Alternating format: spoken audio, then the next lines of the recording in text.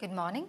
Just when the sentiment on Indian bourses were improving, we have been hit hard by the swift and steep spike in crude oil due to worsening Middle East turmoil. The crude shock has triggered fears for further uptick in inflation and interest rate. A bloated oil import bill also hit India's external balance sheet and fiscal health.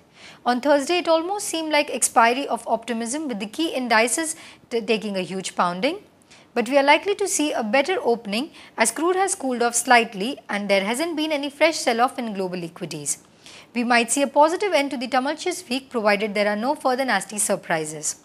At least for the day and for the few more days, investors will have to pay close attention to Railway Budget, Economic Survey and Union Budget. Let's hope the Railway Minister's proposal for FY12 keep things on track for local bourses.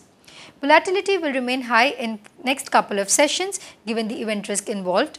The overall undertone may continue to be a little nervous and so one needs to be very watchful before jumping the gun. One has no option but to wait for a trend reversal to hold. We expect the downward pressure to prevail.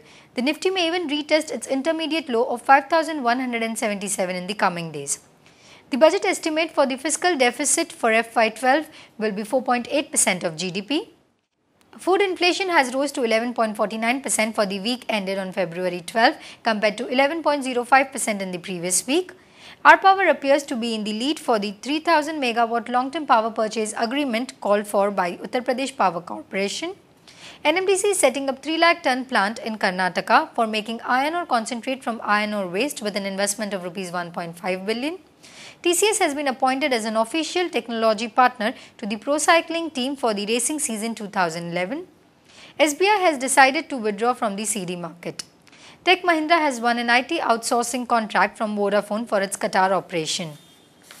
Moving on to recommendations, the technical calls for the day are: we recommend traders to sell IOB March futures between Rs 126 to Rs 128 with a stop loss placed at Rs 131 and for the target price of Rs 119. We advise going short on Hindalco March futures in the range of Rs 209 to Rs 211 with a stop loss of Rs 214 and for the target price of Rs 199. Our derivative strategy for the day are: long Exide March future in the range of Rs 131 to Rs 132 for the target price of Rs 136 and a stop loss placed at Rs 128.5.